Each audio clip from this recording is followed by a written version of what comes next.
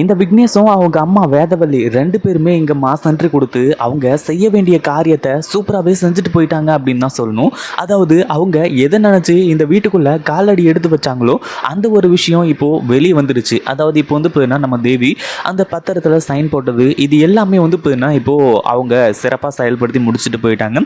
இதுக்கு மேலே ஒன்றுமே பண்ண முடியாது. நம்ம கோர்ட்டில் வந்து போதுன்னா இந்த பத்திரத்தை காட்டி கடைசியில் அந்த குழந்தைய வந்து போதுன்னா மீட்டு கொண்டு போயிடலாம் அப்படின்ற மாதிரி நினச்சிக்கிட்டு இருக்காங்க.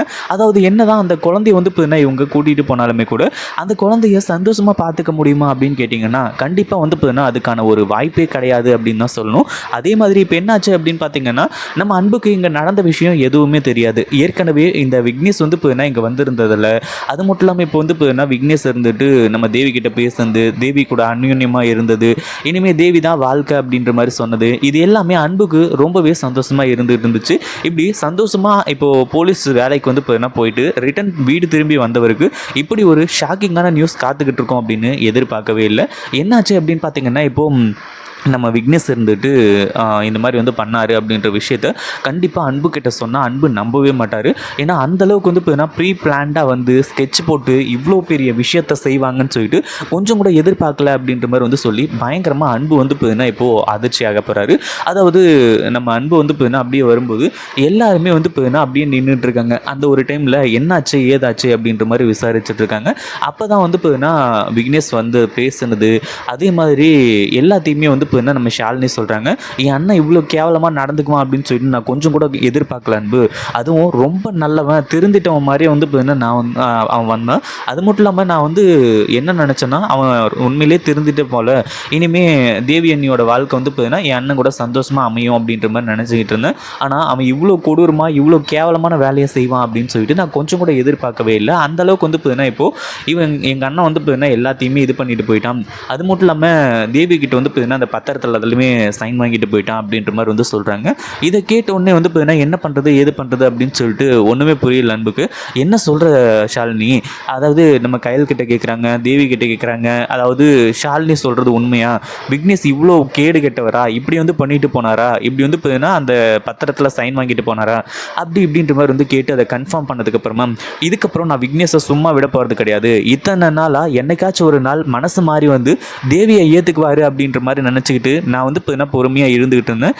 இதுக்கு மேலேயும் பொறுமையாக இருக்கிறதுக்கான ஒரு வாய்ப்பே கிடையாது. அதுவும் இல்லாமல் நான் இப்போவே எல்லாத்தையுமே முடிக்க போகிறேன் அப்படின்ட்டு மாதிரி வந்து சொல்லி பயங்கர கோவத்தோடு வந்து இப்போது அன்பு இருந்துகிட்ருக்கேன். ஒரு பக்கம் கையில் இருந்துட்டு அன்பு இங்கே பாரு அவசரப்பட்டு எந்த ஒரு முடிவு எடுக்காத, எதாக இருந்தாலும் வந்து பார்த்துக்கலாம் அப்படின்ட்டு மாதிரி வந்து சொல்லும்போது அக்கா என்னக்கா பேசிகிட்டு இருக்க, இதுக்கு மேலேயும் நான் அவசரப்பட்டு எந்த ஒரு முடிவும் எடுக்காமல் இருந்து என்ன பிரயோஜனம்னு சொல்லிட்டு வந்து சொல்லுங்கள்.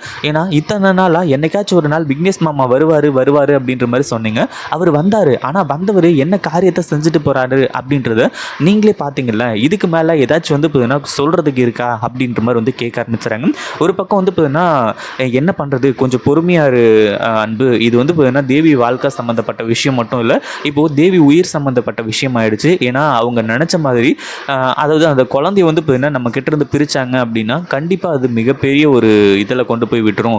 ஏன்னா தேவி அதை தாங்கிக்க மாட்டா அப்படின்றது எனக்கும் நல்லாவே தெரியும் அப்படின்ற மாதிரி சொல்கிறாங்க. ஒரு பக்கம் தேவி இருந்துட்டு இங்கே பாரு அன்பு, நீ என்ன பண்ணுவியோ ஏது பண்ணுவியோ எனக்கு தெரியாது, எனக்கு என்னோட வாழ்க்கை வந்து முக்கியம் கிடையாது, எனக்கு முக்கியமான ஒன்று என்ன தெரியுமா, என் குழந்தை மட்டும்தான். என் குழந்தைய என்கிட்டருந்து யார் பிரித்தாலும் சரி, என் குழந்தைய நான் இழந்துட்டேன் அப்படின்னாலே அதுக்கப்புறம் நான் உயிரோடு இருக்கிறதுல எந்த ஒரு அர்த்தமே கிடையாது, அதுக்கப்புறம் நான் உயிரோடவும் இருக்க மாட்டேன் அப்படின்ற மாதிரி வந்து சொல்ல ஆரம்பிச்சுறாங்க. இதை கேட்ட உடனே கையலோட குடும்பத்தில் எல்லாருக்குமே மிகப்பெரிய ஒரு அதிர்ச்சியாக ஆரம்பிச்சிருது. அதே மாதிரி அன்பு இருந்துட்டு அக்கா இனிமேல் நீங்கள் எதை பற்றியும் கவலைப்படாதீங்க, வேலையாக அந்த அதாவது விக்னேஷை அரெஸ்ட் பண்ணி ஜெயிலில் போட வேண்டியது என்னோட கடமை. உங்களை விட்டு வந்து என் மச்சானை பிரித்து, அதாவது உங்கள் குழந்தைய வந்து பிரித்து கூட்டிகிட்டு போகிறதுக்கு நான் எந்த ஒரு காலத்துலையும் விட மாட்டேன், அதுக்காக நான் எந்த எல்லைக்கும் போகிறதுக்கு தயாராக இருப்பேன் அப்படின்ற மாதிரி சொல்லி அன்பு பயங்கர கோவத்தோடு இருந்துகிட்ருக்கான். ஒரு பக்கம் விக்னேஷ் வந்து ரொம்ப சந்தோஷமாக இருந்துகிட்ருக்காரு. ஏன்னா அந்த பத்திரத்தில் சைன் வாங்கிட்டாரு. அதே மாதிரி வேதவழிக்கும் மிகப்பெரிய ஒரு சந்தோஷம் அப்படின்னு தான் சொல்லணும். ஏன் அப்படின்னு பார்த்தீங்கன்னா இதை எதிர்பார்க்கவே இல்லை. அதாவது இப்படி வந்து சுலபமாக போயிட்டு ஈஸியாக ஏமாற்றி இந்த சைனை வாங்கிட்டு வந்துடுவான் அப்படின்னு சொல்லிட்டு எப்படியோ அவன் நினச்ச மாதிரி நடந்துட்டுருக்கு. ஆரம்பத்தில் இருந்தே நம்ம தேவியை சுத்தமாகவே பிடிக்காது. அதனால தான் வீட்டை விட்டு துரத்துனது, இப்படி பல சம்பவங்கள் நடந்துச்சு. அதாவது அவங்க அண்ணன் பொண்ணு வந்து பார்த்தீங்கன்னா கல்யாணம் பண்ணி வைக்கணும் அப்படின்னு சொல்லிட்டு எவ்வளோ நாள் வந்து பார்த்தீங்கன்னா கனவு கண்டிருப்பாங்க. அது எல்லாமே சேர்ந்து இப்போ நினைவாக போகுது. இனிமேல் பிரச்சனை கிடையாது, நம்ம நினச்சது தான் நடக்கும் அப்படின்ற மாதிரி வந்து சொல்லி ரொம்பவும் ஹாப்பியாக வந்து பார்த்தீங்கன்னா இப்போது இந்த வேதவழியும் இருந்துகிட்டு இருக்காங்க. ஆனால் கயலோட குடும்பத்தில் இருக்க யாருமே இந்த விஷயத்தை அப்படியே விட போகிறது கிடையாது. அதாவது தேவியோட வாழ்க்கையை காப்பாற்றணும் அப்படின்றதையும் தாண்டி இப்போது தேவியோட உயிர் தான் வந்து பார்த்தீங்கன்னா முக்கியமாக இருந்துட்டு இருக்கு. ஏன்னா தான் குழந்தை இல்லை அப்படின்னா தான் இல்லை அப்படின்ற மாதிரி வந்து சொல்லிட்டாங்க. இதுக்கு மேலே வேறு வழியே கிடையாது. இந்த ஒரு விஷயத்தை இவங்க செயல்படுத்தி தான் ஆகணும். அதாவது நம்ம தேவியை வந்து இப்போனா இப்போது காப்பாற்றணும், தேவியோட வாழ்க்கை நல்லா இருக்கணும், தேவியோட குழந்தைய அவகிட்டேருந்து பிரிச்சிடக்கூடாது அப்படின்னா கண்டிப்பாக வந்து இப்போனா விக்னேஷ் அரெஸ்ட் பண்ணி தான் ஆகணும் அப்படின்ற மாதிரி வந்து சொல்லி அடுத்ததாக ஒரு கேஸில் விக்னேஷை வந்து இப்போனா அரெஸ்ட் பண்ண போகிறாங்க. அதாவது இத்தனை நாளாக வந்து இப்போனா இந்த விக்னேஷ் கிட்ட இவங்க எல்லாருக்கிட்டையுமே சொல்லிட்டு இருந்தாங்க, இந்த மாதிரி தான் விஷயம், அந்த மாதிரி தான் விஷயம், நீங்கள் வந்து இப்போனா இப்படிலாம் பண்ணாதீங்க, தேவியை ஏற்றுக்கோங்க, உங்கள் குழந்தையை ஏற்றுக்கோங்க அப்படின்ற மாதிரி சொல்லிட்டு இருந்தாங்க. ஆனால் விக்னேஷ் எதையுமே புரிஞ்சுக்காமல் இவ்வளோ கேவலமாக நடந்துக்குவார் அப்படின்னு இங்கே யாருமே எதிர்பார்க்கவே இல்லை. கடைசி என்னாச்சு அப்படின்னு பார்த்தீங்கன்னா, இப்போது நம்ம அன்பு இருந்துட்டு ஒரு பொய் கேஸை போட்டு தான் இந்த விக்னேஷை உள்ள தள்ள போகிறாங்க. இவங்க எல்லாருக்குமே இப்படி தான் ஆப்பு வைக்கணும். அதே மாதிரி விக்னேஷோட வீட்டில் இருக்கக்கூடிய அந்த ஒரு பத்திரத்தை எடுக்கிறதுக்கும் வந்து பார்த்தீங்கன்னா ஆளுங்களை ஏற்பாடு பண்ணுறாங்க.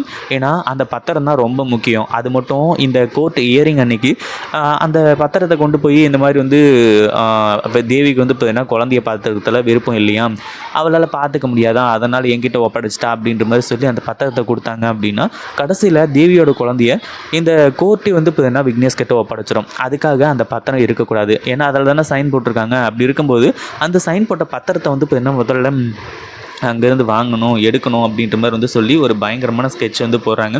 வேறு வழி கிடையாது, எப்படியாச்சும் வந்து போயின்னா இந்த ஒரு விஷயத்தை அவங்க செஞ்சு தான் ஆகணும் அப்படின்ற மாதிரி வந்து நினச்சிக்கிட்டு இருக்காங்க.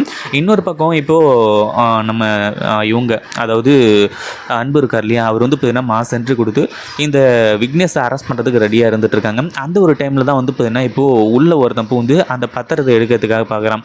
அதே சமயத்தில் வேதவள்ளி வந்துட்டு இதுக்கு முன்னாடி உங்கள் அக்கா வந்து பார்த்தீங்கன்னா அந்த கல்லனோட வச்சு என் பையனை ஜெயிலுக்கு அனுப்புறதுக்கு பார்த்தேன், இப்போ நீ வந்து பார்த்தீங்கன்னா ஒரு கேஸை எடுத்துகிட்டு வந்துட்டியா அப்படி இப்படின்ற மாதிரி வந்து சொல்லி அன்புவை உண்டு இல்லைன்னு பண்ணிட்டு இருக்காங்க. இதுக்கு முன்னாடி ஏதாச்சும் நடந்தது, ஆனால் இப்போ அன்பு பிளான் பண்ணி இது எல்லாத்தையுமே பண்ணுறாரு.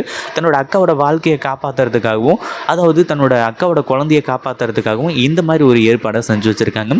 அதுலேயும் வேதவழியோட சுயரபம் இன்னும் முழுசாக வந்து பார்த்தீங்கன்னா விக்னேஷ்க்கு தெரியாது. விக்னேஷை பொறுத்த வரைக்கும் தன்னோட அம்மா தனக்கு எப்போவுமே துரோகம் பண்ண மாட்டாங்க, அவங்க சொல்கிறது எல்லாமே கரெக்டு தான் அப்படின்ற மாதிரி வந்து நினச்சிக்கிட்டு இருந்தாங்க.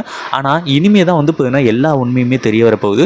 ஏன்னா வேதவள்ளி வந்து பார்த்தீங்கன்னா நம்ம தேவியையும் விக்னேஷையும் பிரிக்கிறதுக்கு எந்த அளவுக்கு பிளான் போட்டாங்க அப்படின்றதுலேருந்து இன்னும் பல விஷயங்கள் இருந்துகிட்ருக்கு. அதே மாதிரி இப்போ வந்து தன்னோட அண்ணன் பொண்ணை வந்து கல்யாணம் பண்ணி வைக்கணும் அப்படின்னு சொல்லிட்டு வந்து நினைக்கிறதும் இது எல்லாமே ஆரம்பத்துலேருந்தே நினச்சிக்கிட்டு இருக்காங்க அப்படின்றது எல்லாமே தெரிய வரப்போகுது. ஒரு பக்கம் நம்ம அன்பு இருந்துட்டு விக்னேஷ் அரெஸ்ட் பண்ணி ஜெயில் வந்து பார்த்தீங்கன்னா தள்ள போகிறாரு. இந்த வீடியோ பிடிச்சிருந்தா லைக் பண்ணுங்கள், ஷேர் பண்ணுங்கள். இப்போ தான் நம்ம சேனலுக்கு ஃபர்ஸ்ட் டைம் வரீங்க அப்படின்னா கீழே இருக்க சப்ஸ்கிரைப் பட்டனை ப்ரெஸ் பண்ணிக்கோங்க.